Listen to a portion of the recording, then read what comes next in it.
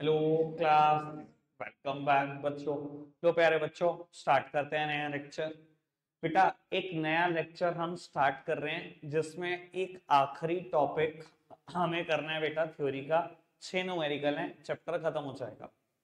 Demand पर based बेटा 2 chapter थे, एक डिमांड और एक इलास्टिसिटी ऑफ डिमांड। अभी सुन लो, कल बेटा मैं इलास्टिसिटी ऑफ डिमांड की ही थ्योरी कराऊंगा, लेकिन न्यूमेरिकल शुरू नहीं करूंगा। एक लेक्चर थ्योरी का लगाकर रुक जाएंगे। न्यूमेरिकल कब करेंगे बेटा? जब इलास्टिसिटी ऑफ सप्लाई तक पढ़ लेंगे। अब सेम बातें जो डिमांड में सारी पढ़ के आए हैं, भगा भगा के बेटा सप्लाई में को 2 या 3 दिन में ही खत्म कर देंगे। फिर बेटा न्यूमेरिकल दोनों के साथ साथ शुरू करके खत्म कर देंगे। मेरा टारगेट ये है कि 7 और 8 ऑफ दिसंबर तक ये पूरा कर देना है। इसे पूरा करने के बाद बता रहा हूं बेटा, एक चैप्टर स्टैट्स का उठाऊंगा, कोरिलेशन, ठीक है, प्रैक्टिकल चैप्टर। वो खत्म करने के बाद वापसी यहाँ पर आ जाएंगे बेटा, कॉस्ट और रेवेन्यू करेंगे। ठीक है जी, इतना तो मैंने तुम्हें आखिरी तक बता दिया कि आखिरी दिसंबर के आखिरी तक भी आप क्या कर रहे होंगे। ठीक है जी। अब चर्चा को बेटा बढ़ा रहा हूं आगे। एक थ्योरेटिकल टॉपिक जो मुझे कराना है वो खत्म करते हैं, फिर 6 न्यूमेरिकल। सबसे पहले बेटा टॉपिक का नाम है काइंड्स ऑफ डिमांड। बेटा इनमें से ना काफी कुछ डिमांड के बारे में ना हमने पढ़ा है, और हमारे लिए ना इस्तेमाल सिर्फ 2 से 3 डिमांड का ही है। पर बेटा 9 तरीके की डिमांड हमें दी गई है, कोई दिक्कत नहीं। 9 के 9 तरीके की डिमांड को अच्छे से समझ लेते हैं, कोई ऐसी दिक्कत है नहीं इसमें। बेटा अच्छा एक बात बताओ, डिमांड बहुत सारे फैक्टर से अफेक्टेड थी, ये आपने मुझसे पढ़ा है। इंडिविजुअल डिमांड 5 फैक्टर से: price of the commodity, price of related goods, income of consumer, taste and preferences of consumer, expectation of change in price in future. अगर बेटा मैं मार्केट डिमांड के भी 3 जोड़ दूं तो बेटा size and composition of population, season and weather, ठीक है, और डिस्ट्रीब्यूशन ऑफ इनकम। तो डिमांड बहुत सारे फैक्टर से इंपैक्टेड होती है, ये बात तो समझ में आती है। इसका ना कहीं बेटा बहुत ज्यादा इंपैक्ट है इस टॉपिक पर। टॉपिक का नाम है काइंड्स ऑफ डिमांड, और पहले तरीके की जो डिमांड दे रखी है बेटा, वो दे रखी है प्राइस डिमांड। और मैं तो कह रहा हूं प्यारे बच्चों, जैसा नाम दिख रहा है ना, बस वैसा चिपकाओ, हो गया कहानी खत्म। बेटा प्राइस डिमांड क्या करती है? रिलेशनशिप बताती है किसी भी कमोडिटी के प्राइस की और उसके क्वांटिटी डिमांडेड की। That's it. जैसा कि नाम सजेस्ट कर रहा है, बिल्कुल वैसी बात बोलती।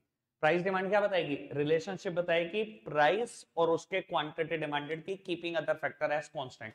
अगर मेरे को इसको मैथमेटिकली लिखना हो, ऑल्दो ये टर्म मैं पहले भी लिख चुका हूं बेटा, ये यही तो बता रही है कैसे demand of commodity x functionally relate कर रहा है प्राइस ऑफ कमोडिटी एक्स से। यानी कि प्राइस ही तो इंपैक्ट डाल रहा है बेटा डिमांड पर, सेम कमोडिटी का। कोई दिक्कत कोई परेशानी तो नहीं, सिंपल सी बात। बेटा दूसरे तरीके की डिमांड, सोचा सामने देख लो। दूसरे तरीके की डिमांड है बेटा इनकम डिमांड। अगेन बेटा ज्यादा टाइम खर्चना तो बेटा बेकार ही है, जैसा कि नाम सजेस्ट कर रहा है वैसा ही। ये डिमांड क्या बताएगी बेटा? Relationship between income of consumer and the demand. समझ में आती है बात? ये क्या बता रहा था? प्राइस और क्वांटिटी डिमांडेड में रिलेशनशिप, क्योंकि प्राइस का वर्ड है इसलिए मैंने क्वांटिटी डिमांडेड बोला। समझदार को इशारा काफी। यहाँ इनकम है तो मैंने क्या बोला? डिमांड बोला। कल बताया था ना क्वांटिटी डिमांडेड और डिमांड में क्या फर्क होता है। ठीक है जी, 2 बातें डन। बेटा तीसरे टाइप की डिमांड है क्रॉस डिमांड। अगेन बाबू, ये प्राइस से इंपैक्टेड, ये इनकम से इंपैक्टेड, ये प्राइस ऑफ रिलेटेड गुड्स से इंपैक्टेड। बाबू वो डिमांड जो अपने रिलेटेड गुड्स से इंपैक्ट हो जाती है उसे हम बोलते हैं क्रॉस डिमांड। बेटा रिलेटेड गुड्स पता ही है आपको 2 तरीके के हैं, सब्स्टिट्यूट गुड्स और कॉम्प्लीमेंट्री। ठीक है जी, 3 बातें डन, समझ आई सारी? आगे बढ़ जाए। बेटा चौथे तरीके की डिमांड है ज्वाइंट डिमांड। बेटा कुछ प्रोडक्ट ऐसे होते हैं दुनिया में जो ज्वाइंटली डिमांड किए जाते हैं, एक अकेला डिमांड नहीं किया जा सकता, इस्तेमाल नहीं है अकेले का कुछ भी। जैसे कि बेटा mobile phone and SIM card, mobile phone and SIM card साथ साथ इस्तेमाल किए जाते हैं, साथ साथ डिमांड किए जाते हैं। टी एंड शुगर साथ साथ डिमांड किए जाते हैं, साथ साथ इस्तेमाल किए जाते हैं। बैट एंड बॉल, ठीक है जी, और भी बेटा बहुत सारे हो सकते हैं। कार एंड पेट्रोल, बहुत सारे प्रोडक्ट हो सकते हैं बेटा जो साथ साथ जिनकी डिमांड है, इनकी डिमांड को हम क्या बोलते हैं बेटा? Joint demand. 4 बातें डन। बेटा फिफ्थ तरीके की डिमांड है, डिमांड का नाम है कंपोजिट डिमांड। कंपोजिट डिमांड क्या होता है? अगर एक ही प्रोडक्ट के बहुत सारे इस्तेमाल हो तो उस प्रोडक्ट की डिमांड को हम कंपोजिट डिमांड बोलते हैं। जैसे कि हमने पहले भी एक एग्जांपल डिस्कस किया हुआ है, मिल्क। बेटा milk is used for drinking, for making curd, making cheese, ठीक है जी, मेकिंग घी, ठीक है जी, और भी बहुत सारे इस्तेमाल है, मेकिंग बटर। एक ही प्रोडक्ट के अगर इतने सारे इस्तेमाल हैं तो उसके डिमांड को हम कंपोजिट डिमांड बोलते हैं। सेम वे बेटा इलेक्ट्रिसिटी के भी बहुत सारे इस्तेमाल है।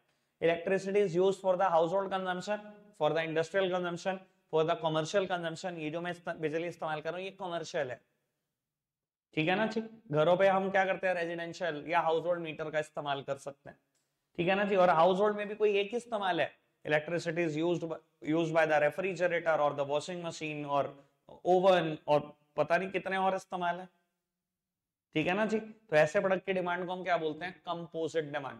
5 बातें समझ में आती है? Price demand, income demand, cross demand, joint demand and composite demand. बेटा मेरे से 3 या 4 मिनट लो, 500 बातें पढ़ दो। पहले प्राइस डिमांड पढ़ना, मैं स्क्रीन से नहीं हट रहा, फटाफट से पढ़ते जाओ। डन। इनकम डिमांड,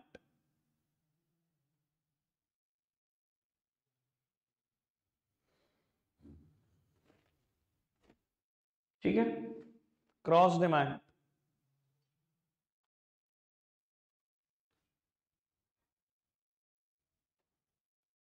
मैं कुछ भी नहीं लिखा बता, मुझे कह रहा तो फटाफट कुछ लिखा भी भाई वहां, तो क्रॉस डिमांड पढ़ पहले।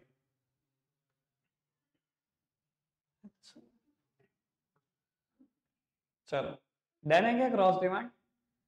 बेटा ज्वाइंट डिमांड,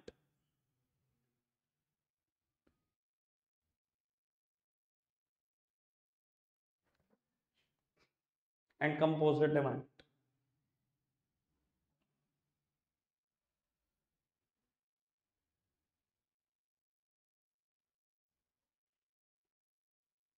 ठीक है पुत्र जी।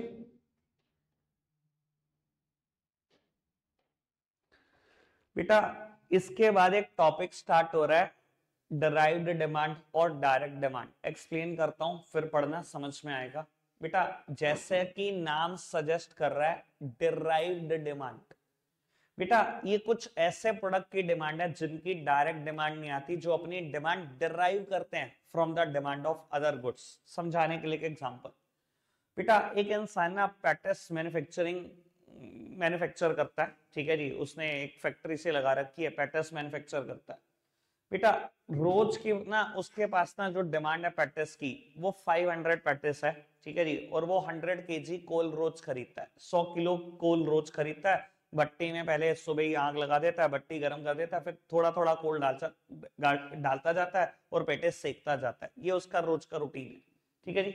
आज उसको एक ऑर्डर आता है, ठीक है, फ्रॉम अ स्कूल, कि हमें अपने स्कूल के सारे बच्चों को ना एक एक पैटिस देनी है, 1000 पैटिस का मैं ऑर्डर दे रहा हूँ आपको, आप 1000 पैटिस डिलीवर कर देना फला फला डेट को।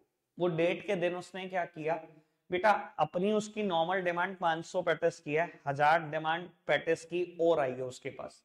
उसने क्या किया बेटा, उस पैटिस की डिमांड को मीट आउट करने के लिए 200 केजी कोल आज एक्स्ट्रा खरीदा। बेटा यहां दिखाई दे रहा है आपको, कोल ने अपनी डिमांड डिराइव किया from the demand of patties. School वालों ने कोल नहीं मांगा उससे, पेटिस मांगी है। पेटिस की जो डिमांड है वो बिल्कुल डायरेक्ट डिमांड है यहां पर, लेकिन कोल क्या कर रहा है बेटा, कोल अपनी डिमांड को डिराइव कर रहा है from the demand of patties, मेरे इस पर्टिकुलर एग्जांपल में। सेम ऐसे ही मैं एग्जांपल एक और भी दे सकता हूं। बेटा आप एक कैंडी मैन्युफैक्चरिंग कंपनी हो, कैंडी बनाते हो, ठीक है, और रोज शुगर बाय करते हो। आपने क्या बेटा, आपने देखा कि हमारे पास कैंडी क्या है, लगभग 100 किलो बिक जाती है। आप 75 किलो रोज शुगर खरीदते हो, मेनली कैंडी का पोर्शन शुगर ही है, ठीक है जी, बाकी और कंटेंट फ्लेवर्स डालते हो और 100 किलो माल बन जाता है, बिक जाता है रोज, ठीक है जी। आज आपके पास ऑर्डर आता है, समझ लो 200 किलो और कैंडी का, ठीक है जी। आपने क्या करा, जो 75 किलो खरीदते थे वो तो खरीदते ही खरीदते थे, आपने 150 किलो शुगर और खरीदी। बेटा क्या सामने वाला आपसे शुगर खरीदने आ रहा है? नहीं, उसने आपसे कैंडी मांगी है, डायरेक्ट डिमांड आपके पास कैंडी की आई है। शुगर ने तो अपनी डिमांड डिराइव की है from the demand of candy. तो बेटा शुगर की डिमांड मेरे इस एग्जांपल में डिराइव्ड डिमांड है। जो प्रोडक्ट अपनी डिमांड दूसरे प्रोडक्ट से डिराइव करते हैं उनकी डिमांड को बोलते हैं डिराइव्ड डिमांड। नाम से समझ में आया? और नाम से समझोगे कभी भूलोगे नहीं बेटा, एग्जाम्पल से समझोगे तो बोल सकते हो। ठीक है जी, वो प्रोडक्ट जो अपनी डिमांड दूसरे प्रोडक्ट से डिराइव करते हैं उनकी डिमांड को डिराइव्ड डिमांड बोला जाता है। ठीक है जी, ऑल ओके। पेटिस की डिमांड डायरेक्ट आई, कैंडी की डिमांड डायरेक्ट आई, लेकिन कोल की डिमांड डिराइव हुई है from the demand of patties, sugar की डिमांड डिराइव हुई है from the demand of candy. आगे बढ़ जाते हैं बेटा, दो और तरीके की डिमांड और टॉपिक खत्म, चैप्टर भी खत्म। ऑल्टरनेटिव डिमांड और कॉम्पिटिटिव डिमांड। बेटा ये क्या होती है ऑल्टरनेटिव डिमांड? बेटा अगर किसी एक पर्टिकुलर डिमांड को मीट आउट करने के लिए बहुत सारे ऑल्टरनेटिव अवेलेबल हों, जैसा कि नाम सजेस्ट कर रहा है बेटा, ऐसी डिमांड को ऑल्टरनेटिव डिमांड बोलते हैं। बाबू आप कोर्ट रोड पर खड़े हो और बेटा आपके दिमाग में कि यार आज व्हाइट सॉस पास्ता खाना है मेरे को। बेटा कितने ऑल्टरनेटिव अवेलेबल है कोर्ट रोड पे जो आपको व्हाइट सॉस पास्ता दे सकते हैं? More than 15। ठीक है जी, within a area of 1 और 2 किलोमीटर 15 से ज्यादा ऑप्शन है आपके पास। सर मानते हो 15 से ज्यादा ऑप्शन है? जब बेटा एक डिमांड को इतने सारे ऑल्टरनेटिव सेटिस्फाई कर सकते हैं, ऐसी ही डिमांड को हम बोलते हैं ऑल्टरनेटिव डिमांड। ठीक है जी, सेम वे या मैं आपको ये बात बोलता हूं, तो वो आप घंटा करके आसपास खड़े हो और आपका प्रॉपर डिनर करने का मन है, कोई स्नैक्स नहीं चाहिए। सर विद इन 3 से 4 किलोमीटर मैं कहता हूं आपके पास कम से कम 50 ऑप्शन है, 50 से ज्यादा ऑप्शन। ठीक है जी, तो आप समझ सकते हो बेटा अगर 50 से ज्यादा ऑप्शन है, एक ही डिमांड को इतने सारे ऑल्टरनेटिव सेटिस्फाई कर सकते हैं, तो इसको हम क्या बोल देंगे बेटा? ऑल्टरनेटिव डिमांड बोलेंगे। ठीक है जी बाबू, लास्ट वन कॉम्पिटिटिव डिमांड। बेटा कई बार 2-3 प्रोडक्ट आपस में एक दूसरे के बड़े क्लोज सब्स्टिट्यूट होते हैं। अगर बेटा आप एक दूसरे के बड़े क्लोज सब्स्टिट्यूट हो, एक की डिमांड बढ़ेगी तो दूसरे की गिर जाएगी, एक की गिरेगी तो दूसरे की बढ़ जाएगी। मैंने लास्ट टाइम एग्जांपल दिया था आपको जियो फाइबर और एक्सट्रीम फाइबर। फोन काट दे भाई। और वो मैंने एग्जांपल दिया था लास्ट टाइम आपको जियो फाइबर और एक्सट्रीम फाइबर। बरतने वाले उतने ही लोग हैं, टोटल नंबर ऑफ कस्टमर उतने ही है। ठीक है जी भैया, अगर जियो फाइबर की डिमांड बढ़ जाती है तो एक्सट्रीम फाइबर की गिर जाती है। अगर जियो फाइबर से डिससेटिस्फाई हो जाते हो, वो छोड़ देते हो, तो एक्सट्रीम फाइबर का कनेक्शन ले लेते हो। भैया दो ही कंपनियां जो मेनली सप्लाई कर रही हैं फाइबर सर्विसेज, बाकी तो सब लोकल प्लेयर है, रजिस्टर्ड प्लेयर, बड़े प्लेयर, ऑर्गेनाइज प्लेयर तो दो ही है। ठीक है जी, एक की डिमांड बढ़ती है दूसरे गिर जाती है, दूसरे की बढ़ती है एक की गिर जाती है। या अगर मैं कहूं दो क्लोज सब्स्टिट्यूट की बात करूं, स्लाइस वर्सेस माजा, पिया कभी स्लाइस? स्लाइस भी कभी? माजा भी है? चलो खैर मुझे नहीं पता भैया, पर स्लाइस बहुत बेटर ऑप्शन था, माजा से अच्छा था, मतलब क्लोज सब्स्टिट्यूट है। भैया अगर मेरे को ऐसी ड्रिंक में जाना है तो दो ही ऑप्शन है मेरे पास। ठीक है ना जी? अब बेटा एक की डिमांड बढ़ेगी तो दूसरे की गिर जाएगी, एक की गिरेगी तो दूसरे की बढ़ जाएगी, और कुछ हो नहीं सकता। ठीक है ना जी? ऐसी डिमांड को हम क्या बोलते हैं बेटा? Competitive demand. ठीक है जी, बेटा चैप्टर खत्म होने के बाद ये 6 न्यूमेरिकल गिवन है। ठीक है जी, कोशिश करते हैं बेटा मैं सारे कर दूं। ठीक है, पढ़ते हैं एक बार, लेकिन आपके लिए भी सिमिलर ही होमवर्क होंगे 6, ये भी मैं बता रहा हूं बेटा। अगर मैंने 6 कर भी दिए तो 6 के 6 होमवर्क आपके लिए भी है। 6 क्वेश्चन है, 6 मिनट लगाएंगे बेटा, है बहुत आसान, हद से ज्यादा आसान। बेटा कहता है there are 3 household A B and C in the market, from the following table calculate demand for household B at various level of prices. बेटा आपको क्वेश्चन में हाउस होल्ड ए की डिमांड पता है, बी की पता है, सॉरी बी की निकालनी है, सी की पता है और मार्केट डिमांड पता है। यार बात बड़ी सिंपल सी है, मार्केट डिमांड क्या होती है? मार्केट डिमांड होती है सारे कंज्यूमर्स की डिमांड, और इसने मुझे बोला कि 3 ही कंज्यूमर है भैया, ए बी और सी। यानी कि मार्केट डिमांड कैसे बनती है? मार्केट की क्वांटिटी डिमांडेड कैसे बनती है? ए की डिमांड, बी की डिमांड और सी की डिमांड। ठीक है ना जी? ये गिवन है, ये गिवन है, ये गिवन है। बेटा अगर मार्केट डिमांड में से ए और सी की डिमांड माइनस कर दो तो बी की डिमांड आ जाएगी। ठीक है जी, माइनस का क्वेश्चन है ये। ठीक है जी, चलो जी यानी कि बेटा 52 में से 22 और 12 34 माइनस कर दो तो ये डिमांड आ जाएगी। ऐसे ही बेटा 48 माइनस कर दो 74 में से तो बेटा बी की डिमांड कैलकुलेट हो जाएगी। सिंपल वन, कुछ है ही नहीं क्वेश्चन में। बेटा आगे बढ़ जाओ, एग्जांपल नंबर 2 कहता है prepare the market demand schedule. Schedule बनाना है आपको मार्केट डिमांड का। शेड्यूल बनाना मतलब वो टेबल बनाना, टेबुलर स्टेटमेंट, याद है ना बात। बेटा कहते हैं from the given demands of individual assuming that there are only 3 individual X Y and Z in the market. बेटा मार्केट में सिर्फ 3 इंडिविजुअल हैं, बस 3 एक्स वाई और जेड, और मार्केट डिमांड निकालनी है। तीनों की डिमांड जोड़ो, खत्म कहानी। बेटा एक्स वाई और जेड की डिमांड दे रखी है, मार्केट डिमांड निकालनी है 10 5 और 4 19, 8 4 12 और 3 15 और निकालते हैं। डन। पहला क्वेश्चन माइनस का, दूसरा प्लस का, कुछ ना रह जाए भैया, सारे बेसिक्स टेस्ट कर लो आज मैथमेटिक्स के, ठीक है जी, और कुछ नहीं होगा आज। आगे बढ़ते हैं जी, एग्जांपल नंबर 3। इसने कहा मैं क्यों पिक्चर हूं, लो डिवाइड का भी लो एक साथ। बेटा कहते हैं the following table shows the expenditure which Amit is willing to spend on commodity X at various level of prices, prepare demand schedule. ठीक है जी, मुझे बता रखा है अमित ने ना डिफरेंट प्राइसेस पे डिफरेंट एक्सपेंडिचर कर रखा है। आपको निकालना क्या है बेटा, डिमांड शेड्यूल प्रिपेयर करना है। देखो डिमांड शेड्यूल क्या बताता है, डिमांड शेड्यूल बताता है various quantity demanded eight various level of prices, कि अलग अलग प्राइस पे कितनी कितनी क्वांटिटी डिमांडेड हुई। अब बात बड़ी सिंपल सी ये है, अच्छा अगर मैं ये कहूं कि अमित ने 100 रुपए खर्चे और वो प्रोडक्ट 5 रुपए का है, तो कितना सामान खरीदा होगा उसने, 20। डिवाइड ही तो कर रहा हूं। अगर उसने 96 रुपए खर्चे और 6 रुपए का दाम था 16, लो जी डिवाइड का सम भी पूरा हुआ बेटा। ठीक है, माइनस प्लस डिवाइड मल्टीप्लाई आनी चाहिए बेटा। क्वेश्चन नंबर 4 मल्टीप्लाई का क्वेश्चन है बेटा। कहता है द डिमांड सब बेसिक टेस्ट, कहता है the demand function of a commodity x is given by qx is equals to 12 minus 2 px। बेटा qx का मतलब क्वांटिटी डिमांडेड से, px का मतलब प्राइस से। कहते हैं prepare the demand schedule if it's price varies from 6 to 1। कहता है डिमांड शेड्यूल बना दो अगर प्राइस 6 से लेकर 1 तक मूव करता चला जाए। 6 5 4 3 2 1 लिख दिया बेटा, पुट करना। अगर इसमें 6 पुट कर दो तो ये 12 भी हो जाएगा, 0 हो जाएगी डिमांड। अगर इसमें 5 पुट करो 10, 12 माइनस 10 2, 4 पुट करो, मल्टीप्लाई करते चलो जाओ बस 8, यानी कि भी 4 आ जाएगा। ऐसे हमने डिमांड शेड्यूल प्रिपेयर कर दिया। डन, चारों क्वेश्चन डन, कुछ भी नहीं किया भैया। ठीक है जी, प्लस माइनस डिवाइड मल्टीप्लाई ये चल रहा है। आगे बढ़ते हैं जी, क्वेश्चन का कोई लेवल इसका भी नहीं है। कहता है there are only 3 consumer X Y and Z in the market and their demand function are given as Q X Q Y और क्यू जेड। तीनों के डिमांड फंक्शन गिवन है। ठीक है जी, कहते हैं from the individual demand function determine the market demand function, also calculate the market demand at a price of 10 per unit. बेटा ये सब इंडिविजुअल डिमांड फंक्शन है, मुझे मार्केट डिमांड फंक्शन बनाना है। बना दो।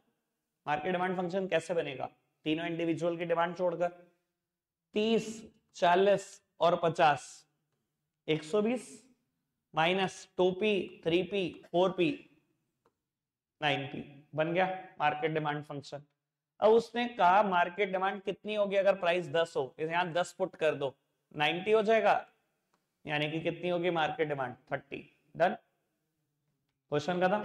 बहुत मुश्किल क्वेश्चन, 5 डन। लास्ट वन बेटा कहता है with the help of demand function QD is equals to 40 minus 5p answer the following question. यहीं पर कर देता हूं बेटा इसको मैं। कहता है calculate demand at a price of 2। बेटा अगर मैं प्राइस को 2 पुट कर दूं, डिमांड कितनी, अगर ये 2 पुट हो जाएगा 10 हो जाएगा, 40 माइनस 10 30, डिमांड कितनी होगी 30। लो जी, कहता है calculate price when demand will be 0। Price कितना होगा अगर डिमांड 0 होगी, बेटा डिमांड को 0 पुट कर दो, 5 पे उधर जाएगा पॉजिटिव जाएगा, यानी कि प्राइस कितना होगा बेटा 8 होगा। ये देखो जी प्राइस 8 होगा तब जाकर डिमांड 0 होगी। Third part calculate demand when price will be 0। Demand बताओ अगर प्राइस 0, अगर प्राइस को 0 रखूंगा ये पूरी फिगर 0 होगी, यानी कि डिमांड कितनी होगी 40। 6 क्वेश्चन थे, 6 के 6 कर दिए। चैप्टर ऑफिशियली खत्म। कल क्या होगा, इलास्टिसिटी की थ्योरी, इलास्टिसिटी और डिमांड के प्रैक्टिकल क्वेश्चन तब तक शुरू नहीं होंगे जब तक मैं इलास्टिसिटी ऑफ सप्लाई तक की थ्योरी नहीं करा देता। ठीक है जी। लेकिन बेटा मैं उसमें 3 ही दिन लगाऊंगा, जितना मैंने डिमांड में कराया 5 दिन में, सप्लाई में वो 3 दिन में होगा। ठीक है जी। रखते हैं आज के लिए इतना ही है प्यारे बच्चों, बाय बाय।